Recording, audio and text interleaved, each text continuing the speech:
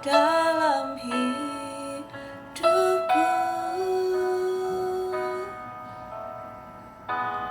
Allah Roh Kudus, ubah hatiku, culikanku, jamalah ku rindu hadiratmu, ku sembah kudus, kudus,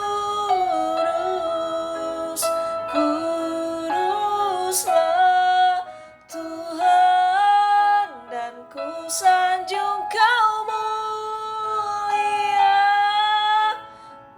mulia bagimu Tuhan. Shalom semua. Allah kita benar-benar Allah yang dahsyat, yang sanggup mengubahkan kita yang sangat buruk rupa ini menjadi pribadi lebih baik hari lepas hari. Amin. Saat ini saya mau membagi manisnya roti hidup dari Bapa kita yang manis banget, dari Mazmur pasal 41 ayat 2. Berbahagialah orang yang memperhatikan orang lemah. Tuhan akan meluputkan dia pada waktu celaka. Dari ayat ini kita disadarkan lagi, jangan hanya memperhatikan diri kita pribadi, tapi Tuhan bilang di sini, perhatikanlah orang lemah. Orang berarti manusia yang lemah. Seringkali kita memperhatikan barang-barang pribadi yang kita sukai malah. Jadi Tuhan bilang perhatikan manusia, bukan benda mati. Lemah. Lemah di sini bukan hanya dalam satu arti. Bisa lemah secara pengetahuan. Ketika kita tahu ada orang demikian, itulah yang membuat kita juga harus memiliki pengetahuan yang luas, sehingga kita bisa membantu mereka yang pengetahuannya lemah. Terus ketika telinganya lemah bisa berarti dalam kesehatan, bisa kita bantu mengarahkan ke medis, bisa juga berarti lemah mendengarkan kebenaran firman, ya kita fasilitasi supaya baca firman atau dengar renungan dari media sosial, dari YouTube, supaya nggak lemah telinganya. Jangan mendengar yang tidak sesuai kebenaran terus. Kita ingatkan, kalau lemah matanya, kembali lagi, kalau ada gangguan di mata secara jasmani, kita arahkan ke dokter umum atau dokter mata. Tapi kalau pandangannya lemah, sering jatuh dalam menonton pornografi atau melihat hal-hal yang tidak menyenangkan hati Tuhan, kita bisa ingatkan di situ, kita bisa arahkan juga supaya jaga matanya, tetap melihat yang benar sesuai firman, jangan mau melihat yang tidak benar sesuai firman. Sangat simpel, bisa dari sering menonton atau media sosial. Boleh kita masih bisa menonton, melihat media sosial, tapi jangan sampai mata kita 100% hanya terarah pada hal-hal demikian. Karena tetap Tuhan mau mata, pandangan kita terarah pada Dia dan kebenarannya, itu sudah ketentuannya. Jadi saling mengingatkanlah kita kalau kita tahu ada yang lemah dalam pandangannya. Bisa lemah dari ucapan juga. Misal ada gangguan di mulut, oke, bisa ke dokter gigi, bisa ke dokter bedah mulut.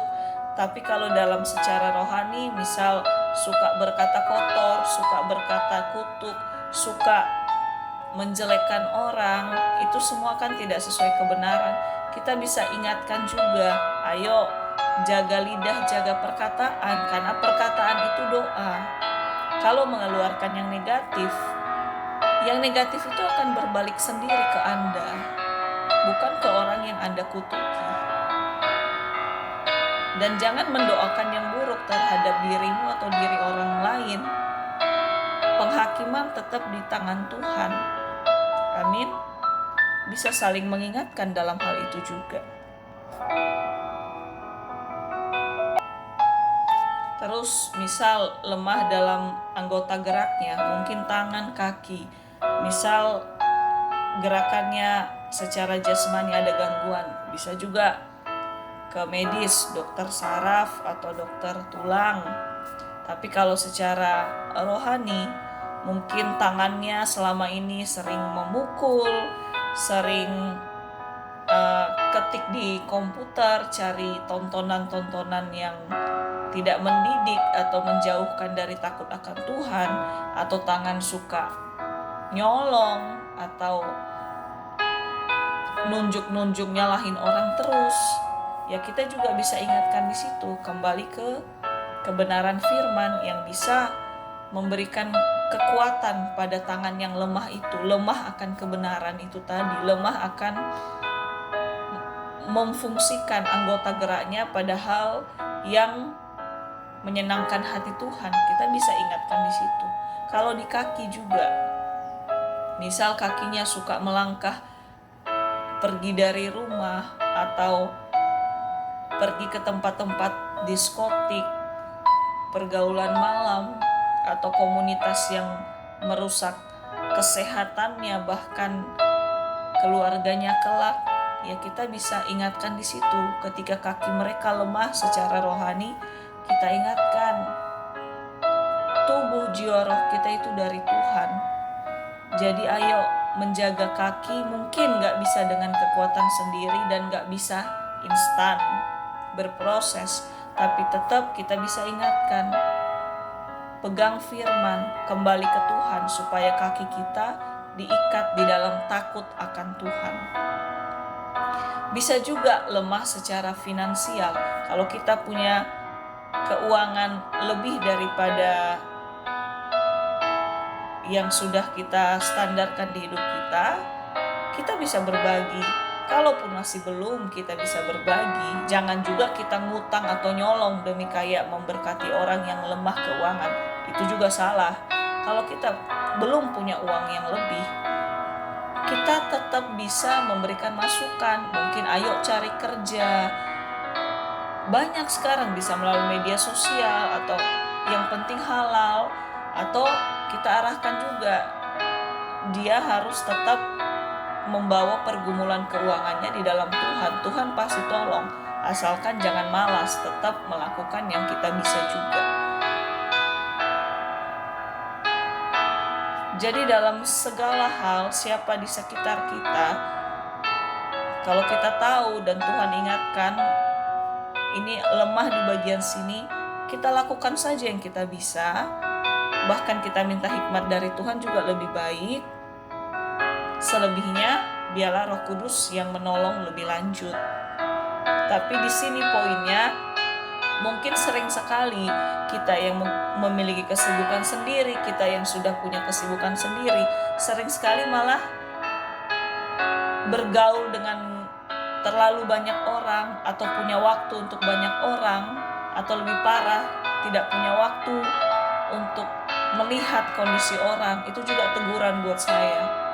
Jadi jangan kita mengkotak-kotakkan diri kita atau menutup diri malah dari keramaian. Ketika itu terlihat di depan kita, ayo kita belajar. Bukan karena kita sok kuat, Tapi kalau kita tahu ada lemah di bagian sesuatu, kita bantu sesuai kebenaran firman, bukan kekuatan atau menyombongkan diri. Itu juga salah. Jadi Tuhan bilang ke sini, memperhatikan orang lemah. Memperhatikan loh.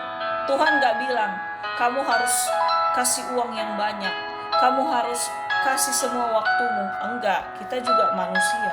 Tapi jangan juga kita tidak atau buta terhadap hal-hal lemah atau orang lemah yang ada di sekitar kita. Jadi mari kita belajar untuk punya mata seperti matanya Bapa yang sangat mengasihi yang lemah. Amin. Kita pasti bisa bersama Tuhan. Amin. Dan di sini luar biasanya Tuhan janjikan, Tuhan akan meluputkan dia pada waktu celaka. Jadi semua orang di dunia ini takut Tuhan, tidak takut Tuhan. Semua masing-masing punya waktu-waktunya ketika ada proses atau tantangan. Bukan berarti kita mendoakan kita kecelakaan. Enggak, kita tetap mendoakan yang baik, mengimani yang baik. Tapi ketika waktu celaka pun itu ada, Tuhan bilang di sini, Tuhan luputkan. Jadi bisa aja saat kita berkendara, saat kita melangkah, mungkin sebenarnya kita bisa jatuh. Tapi apa yang kita tabur sebelumnya, apa yang sudah kita lakukan menyenangkan Tuhan, Tuhan luputkan kita pada waktu celaka. Celaka itu banyak, bukan hanya kecelakaan kendaraan. Celaka dalam pandangan, celaka dalam mendengar, celaka dalam bertindak, celaka dan dalam berkata-kata, itu juga luas. Bukan hanya kecelakaan kendaraan, tapi bisa juga dalam kecelakaan kendaraan Tuhan luputkan. Jadi saya juga pernah, saya dan suami berkendara motor padahal sangat pelan sekali, sangat di pinggir sekali. Memang sudah agak malam tapi sangat terang lampu di jalan. Ya apa boleh buat, ada yang nabrak dari belakang. Pertama kali saya jatuh yang sampai saya terlempar dari motor agak jauh. Dan puji Tuhan, saya tetap dalam kondisi sehat, lecet-lecet dikit ada, tapi gak ada masalah yang sampai merenggut nyawa atau yang sampai mencacatkan fungsi tubuh saya. Itu benar-benar mujizat dari Tuhan. Padahal itu di tengah jalan raya. Dan walaupun secara logika kok kebetulan tidak ada kendaraan sama sekali karena jadi sepertinya sedang lampu merah. Karena itu jalan raya yang sangat ramai yang menuju bandara. Tapi pada saat kami jatuh, benar-benar kosong. Jadi walaupun saya terlempar di tengah jalan, benar-benar aman, kosong melompong. Cuma saya, suami saya dan penabrak itu gak ada. Bahkan kami sempat berdiri di tengah jalan waktu mencoba bangkit setelah jatuh. Aman, padahal itu jalan raya. Betapa luar biasanya penjagaan Tuhan. Setelah kami minggir, setelah kami berdiriin lagi motor, barulah orang banyak lalu lalang. Bahkan Tuhan kirimkan ada yang menolong juga, menolong membawa ke rumah sakit. Ada yang menolong bawa suami saya ke rumah sakit, saya juga dibawa ke rumah sakit. Tetap kan ada lecet-lecet. Dan walaupun memang suami saya mengalami patah di bagian tulangnya, tapi puji Tuhan, Tuhan sertai luar biasa. Dalam keadaan yang celaka pun, pertolongan Tuhan, perlindungan Tuhan itu nyata dan jadi kesaksian malah. Bukan saya bilang saya sangat memperhatikan orang lemah, bukan. Saya jauh dari memperhatikan orang lemah malah. Saya juga ditegur di sini. Tapi di sini poinnya, Tuhan sangat rindu meluputkan kita dari hal-hal yang ingin merenggut kebahagiaan kita, yang ingin merenggut kesehatan kita, yang ingin merenggut nyawa kita bahkan. Karena kesehatan nyawa itu semua dalam rancangan Tuhan.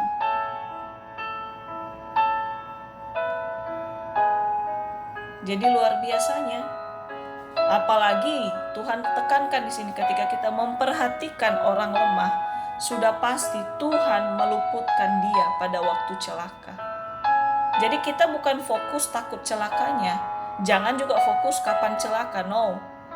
Tapi kita fokus pada apa yang menyenangkan hati Tuhan tadi. Bonusnya ya memang ada. Bukan saat di surga aja nanti, saat di bumi Tuhan meluputkan pada waktu celaka. Mungkin kita kira dari rumah ke tempat kerja atau kemana aman-aman aja, padahal sebenarnya mungkin ada kesempatan kita mengalami kecelakaan, tapi Tuhan luputkan. Atau dalam rohani, kita di komunitas, kita mendengar perkataan-perkataan negatif, menjelekkan orang, ada kesempatan untuk telinga kita ikut suka mendengar itu. Tapi Tuhan luputkan supaya telinga pendengaran kita nggak celaka, nggak semakin terjerumus mendengar hal-hal negatif atau menjelekkan orang. Bisa juga di situ. Tuhan pegang kendali, Tuhan mampukan kita, Tuhan jagai kita sempurna, supaya kita jangan celaka, baik dari hal rohani maupun juga dalam keadaan berkendara di sana. Terus di ayat 3, Tuhan akan melindungi dia dan memelihara nyawanya sehingga ia disebut berbahagia di bumi. Engkau takkan membiarkan dia dipermainkan musuhnya. Jadi kembali di sini, orang yang takut Tuhan pun, orang yang hidup benar, ada waktu bisa celaka, tapi Tuhan bisa luputkan. Ada waktu bisa kehilangan nyawa, Tuhan bisa luputkan. Ada waktu diserang oleh musuh atau orang-orang yang gak senang dengan kita, Tuhan juga bisa luputkan. Dan lebih luar biasanya lagi, ternyata salah satu kunci berbahagia bukan kita dapat harta yang banyak, dapat apapun secara jasmani kebutuhan yang kita inginkan. Ternyata kunci berbahagia di bumi, kata Tuhan, kalau kita memperhatikan yang lemah. Wow, ini teguran banget. Kadang kan kita berpikir kalau terlalu peduli malah bisa diperalat, bisa disalahgunakan. Tapi Tuhan memang gak bilang sih di sini terlalu, memperhatikan dan dengan hikmat Tuhan. Dan pasti bahagia. Jadi siapa kita yang sedang sedih, sedang tertekan, sedang galau, halo, untuk bisa pulih hati kita, ternyata bukan dengan dengar-dengar yang lagu yang semakin galau, atau nonton tontonan yang semakin galau, atau curhat sana sini, atau lebih parah lagi bersungut-sungut sama Tuhan, atau melarikan diri refreshing sana refreshing sini.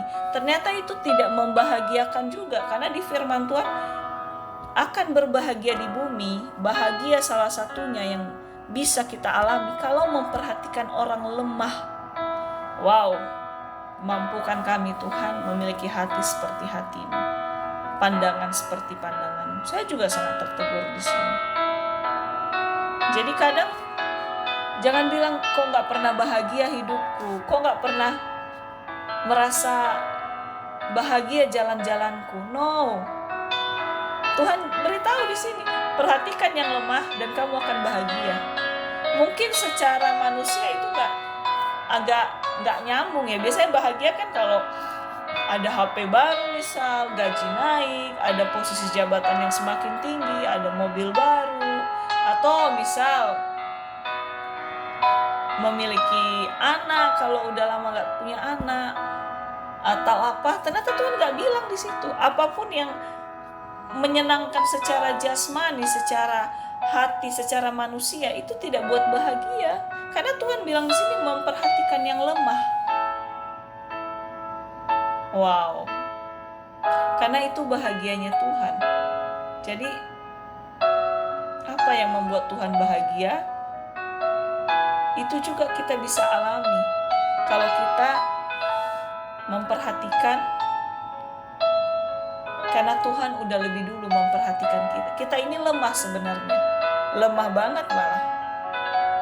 Lemah karena begitu banyak dosa yang kita perbuat. Tapi Tuhan memperhatikan kita kan, dengan menyelamatkan kita, memberikan apa yang terbaik buat kita. Dia memperhatikan kita, dan dia bahagia memperhatikan kita. Makanya Tuhan bisa bilang, perhatikan yang lemah, kamu pasti bahagia.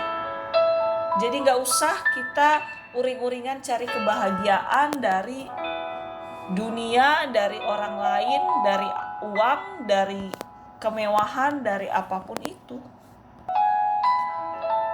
Karena semakin kita cari yang bukan sebenarnya kuncinya, yang gak hanya kepuasan sesaat, gak dapet juga.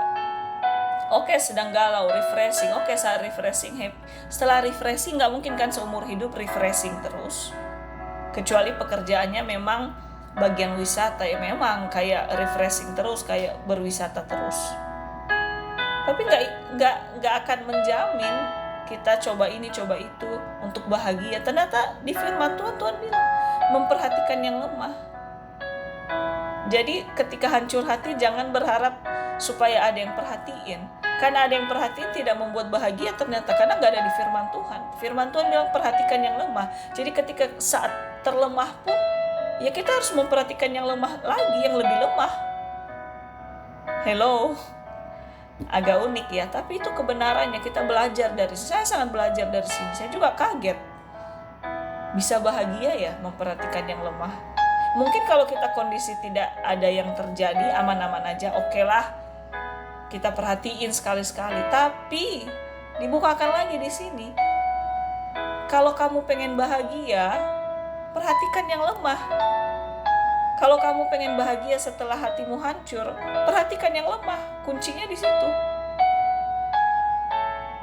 Dan manusia ya, Tuhan bilang di sini orang. Wow.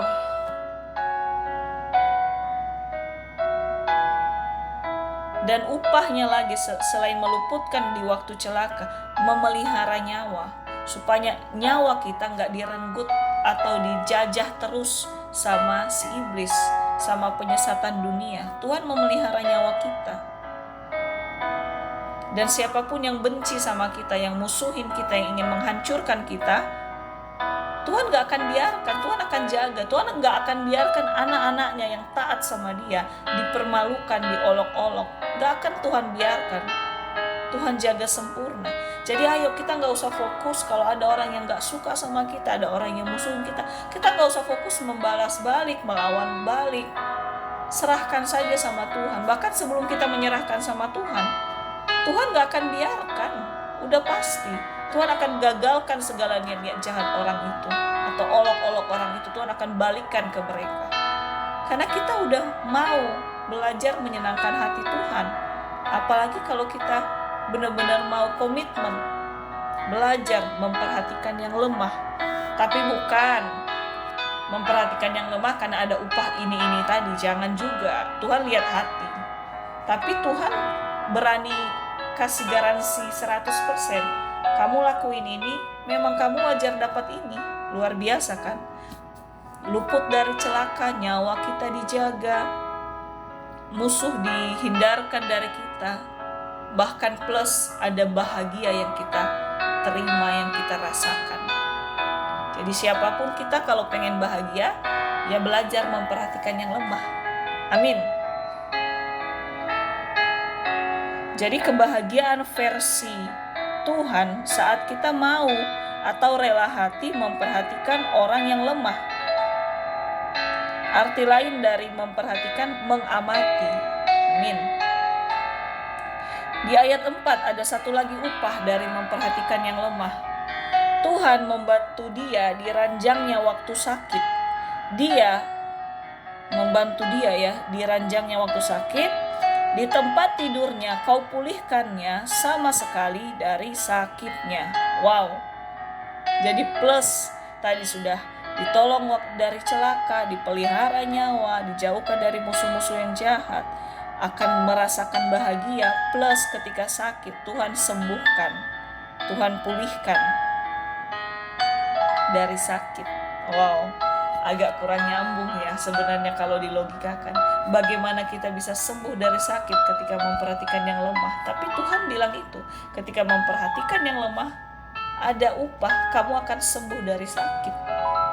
Dipulihkan dari sakit pada saat. Jadi siapapun takut Tuhan gak takut Tuhan ya ada waktunya mengalami sakit.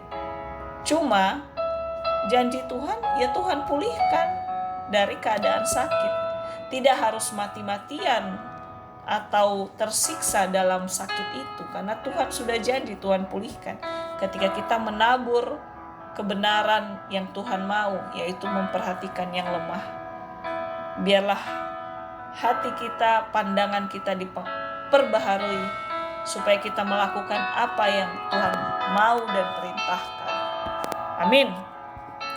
Terus di ayat 5, kalau aku, kataku, Tuhan kasihanilah aku, sembuhkanlah aku, sebab terhadap Engkaulah aku berdosa. Jadi kalau yang versi pertama itu adalah versi manusia yang Tuhan mau. Memperhatikan yang lemah, maka upahnya A, B, C, D, E, ya kan? Kalau ini versi kedua, versi manusia pada umumnya, ya kan? Jadi dari sini dia berkata, kalau aku, kataku, Tuhan kasihanilah aku, sembuhkanlah aku, sebab terhadap Engkau aku berdosa. Wow, udah berdosa, nuntut Tuhan lagi. Jadi sini udah sadar berbuat dosa, malah membebani Tuhan lagi untuk memberkati. Agak kurang tahu diri sebenarnya, tapi bukankah kita demikian? Seringkali kita melakukan dosa, jatuh dalam dosa, tapi ketika ada masalah, ketika sakit, kita nuntut, Tuhan lepaskanlah aku dari masalah ini, Tuhan sembuhkanlah sakitku. Padahal kita juga sering jatuh dalam dosa. Jadi ibarat Tuhan itu seperti ban seraf aja. Ban utamanya kita, suka-suka kita. Nah, kalau udah ban utama kita lagi terganggu, ya kita carilah ban seraf, yaitu Tuhan. Jadi di sini benar-benar cambukan. Sebesar kita berharap sama Tuhan, sebesar itu juga seharusnya kita menjadi harapan Tuhan yang baik. Artinya apa? Ya kita menjaga hidup kita, jangan terus di dalam lingkaran dosa terus dan terus. Malu dong seharusnya. Menyedihkan hati Tuhan karena dosa kesalahan kita, tapi bersamaan ketika kita tertekan, kita tuntut Tuhan untuk memulihkan kita. Udah seperti apa kita anggap Tuhan sebenarnya, kan? Ibarat kita anak, terus kita sering melukai hati orang tua, kita sering mencurangi mungkin, mengibuli mungkin. Terus saat kondisi tertekan, kita paksa lagi orang tua untuk bantu. Padahal kita yang sebelumnya sangat melukai perasaan orang tua. Itu seperti double melukai, kan? Double melukai perasaan orang tua. Jadi sama seperti hatinya Tuhan juga. Udah senang melakukan dosa, tapi kalau ada yang gak enak, maksa Tuhan juga untuk nolong. Jadi di sini kita diingatkan, ayo kita posisikan Tuhan sebagai Tuhan. Kita memang manusia biasa yang bisa sangat jatuh dalam dosa, tapi ayo terus tidak mengulang hal-hal yang sama.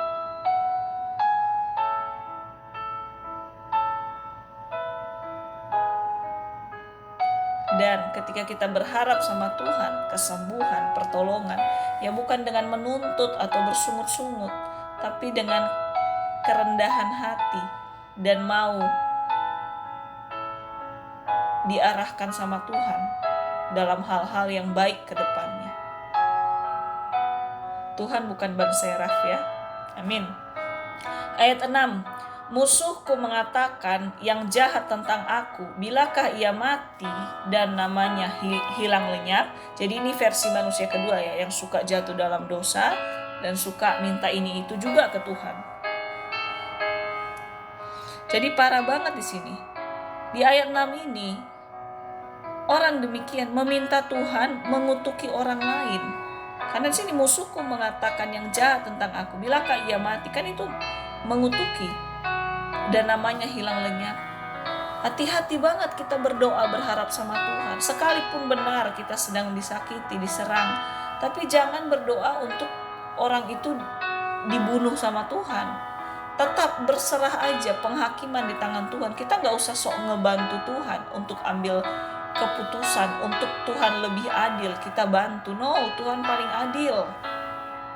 Dan jangan pernah mengutuki atau meminta orang yang melukai kita, orang yang mencurangi kita, supaya dihajar sama Tuhan, supaya dimatiin sama Tuhan, supaya kena batunya juga. Jangan, kita jaga. Kembali lagi, perkataan itu doa.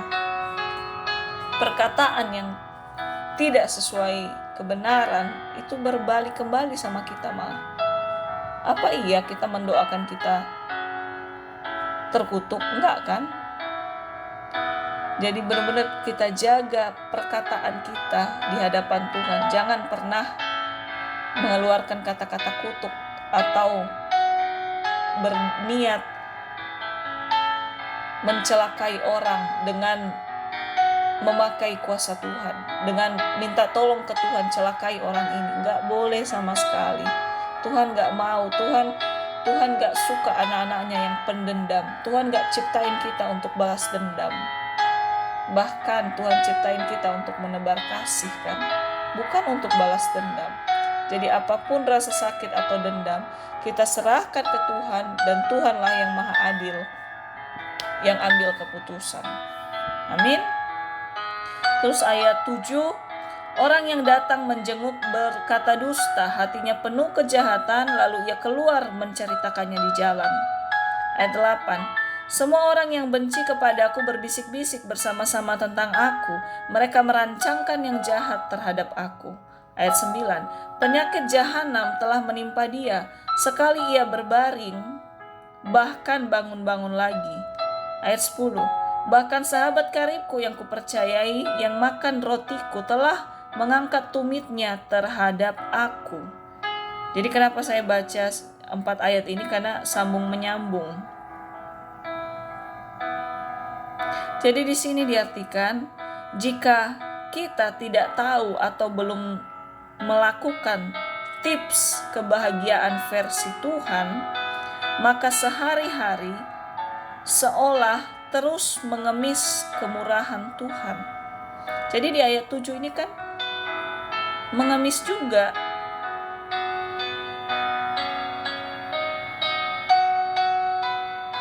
Jadi di sini dia mengalami didustai di ayat 7.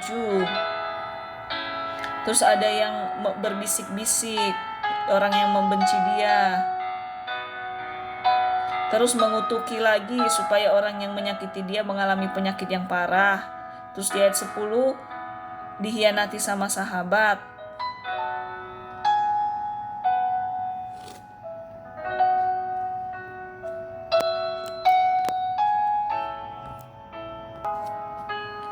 Jadi di sini ketika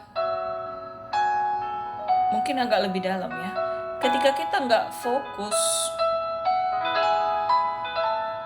melakukan apa yang Tuhan mau, salah satunya tadi kunci bahagia yaitu memperhatikan yang lemah, maka sehari-hari bukan hanya jatuh dalam dosa, sehari-hari akan banyak godaan-godaan. Bahkan seperti di ayat 10 ini, bahkan sahabat karibku yang kupercayai, yang makan rotiku, telah mengangkat tumitnya terhadap aku. Jadi bisa dihianati, bisa dicurangi, bisa akan bertubi-tubi.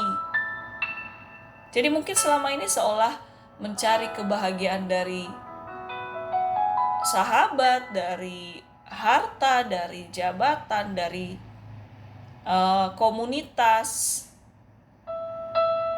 malah semakin mencari kebahagiaan dari yang bukan kata Tuhan, yaitu yang akan berbalik menyerang kembali. Plus, akan seolah mengemis terus sama Tuhan. Padahal kita bukan diciptakan untuk mengemis loh. Berserah iya, tapi bukan mengemis. Kalau mental mengemis, berarti kita nggak percaya Tuhan sanggup dan Tuhan rindu selalu menolong kita. Kayak orang mengemis kan, dia mengemis karena ya dia nggak, ya supaya dikasihani, diberikan apa yang dia minta. Kita gak usah minta Tuhan kasihani kita dengan kita seperti mengemis ketika kita ada masalah, tekanan, tantangan. Tuhan malah nangis ngelihatnya. Ya ampun nak, kamu anak yang kukasihi loh, aku rela mati buat kamu. Kenapa kamu masih meragukan kasihku dengan kamu datang ke aku mengemis-ngemis? Mengemis kebahagiaan, mengemis kelimpahan, mengemis kesehatan, mengemis. No.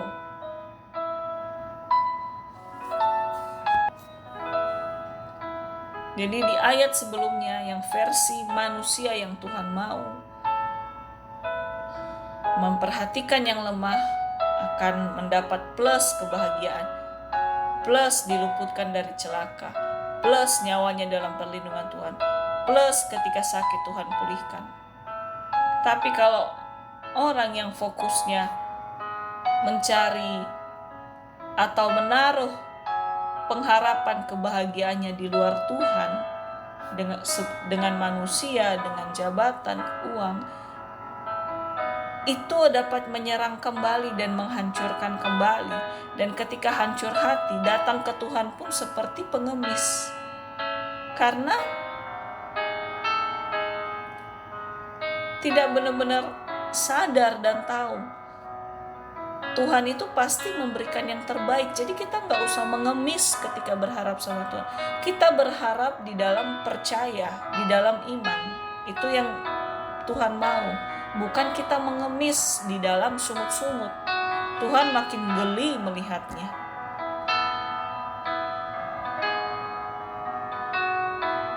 Jadi ayo, apapun serangan, tantangan, gak apa-apa kita berharap pemulihan, kesembuhan dari Tuhan. Jangan mengemis. Mengemis tanda tidak percaya sama Tuhan. Karena tidak percaya makanya mengemis. Tapi kita berserah dalam ucapan syukur malah. Kalau Tuhan pasti menjawab, memberikan yang terbaik menurut versi Tuhan. Dan ayo jangan menaruh atau mencari kebahagiaan dari hal-hal yang bukan di dalam Tuhan. Karena ketika kita menaruh pengharapan kita pada hal-hal yang bukan dari Tuhan atau di dalam Tuhan, dari menaruh kebahagiaan dari harta, dari jabatan, dari orang-orang di sekitar, itu bisa menyerang balik, bisa mengkhianati kembali, bisa hilang semua, dan akhirnya kebahagiaan kita seolah hilang. No, kebahagiaan kita itu karena kita merenungkan dan melakukan firman Tuhan. Plus Tuhan tambahkan lagi, ketika kita memperhatikan yang lemah, kita akan merasakan bahagia. Wow, biar Tuhan terus memberikan kita kekuatan, kelemah lembutan hati untuk mengikuti apa yang Tuhan mau. Amin. Terus di ayat 13 dan 14. Ayat 13, tetapi engkau menopang aku karena ketulusanku. Engkau membuat aku tegak di hadapanmu untuk selama-lamanya. Ayat 14, terpujilah Tuhan Allah Israel dari selama-lamanya sampai selama-lamanya. Amin. Ya, amin. Jadi di sini benar-benar Tuhan melihat ketulusan hati. Kalau kita benar-benar tulus, bukan karena ada udang di balik batu, benar-benar tulus mau berdoa sama Tuhan, mau bersyukur, menyembah, mau berharap ketika dalam pergumulan, tulus aja, maka Tuhan bilang di sini Tuhan menopang karena tulus. Bukan Tuhan menopang, Tuhan menolong karena bersungut-sungut, karena mengkritik, karena mengemis, apalagi karena tidak percaya. Nggak akan ada pertolongan di situ. Dan di sini dikatakan, engkau membuat aku tegak di hadapanmu selama-lamanya. Wow. Jadi kita bisa kuat, kita bisa menang atas segala masalah, tantangan, kalau kita tulus tetap di dalam Tuhan. Jangan di dalam Tuhan karena takut tidak ditolong Tuhan, takut tidak diberkati Tuhan. Jangan, itu gak tulus. Tuhan lihat hati, jadi tulus aja di dalam Tuhan. Bukan karena berkatnya, tapi karena Tuhan udah mengasihi kita lebih dulu. Makanya betapa bodohnya kita gak tulus, tertarik, melekat terus sama Tuhan. Emang ada yang bisa nolong kita, yang mau mati untuk kita hidup, yang bisa bawa kita ke surga selain kasih Tuhan di hidup kita? Nggak ada yang lain. Jadi di sini diingatkan, mari kita terus diperbarui supaya memiliki hati yang tulus di dalam Tuhan. Dan ketika kita tulus di dalam Tuhan, maka Tuhan mau juga kita memperhatikan yang lemah, bukan hanya secara jasmani, rohani juga, karena ada upah-upah indah yang Tuhan janjikan. Itu nilai plusnya. Tapi yang paling penting, mengetahui, merenungkan, melakukan apa yang dirindukan Tuhan buat kita. Kita minta terus kekuatan, hikmat, kerendahan hati, yang mau melakukan apa yang Tuhan mau. Tuhan Yesus memberkati, tetap semangat, kasih Tuhan melimpah untuk kita semua. Haleluya, amin.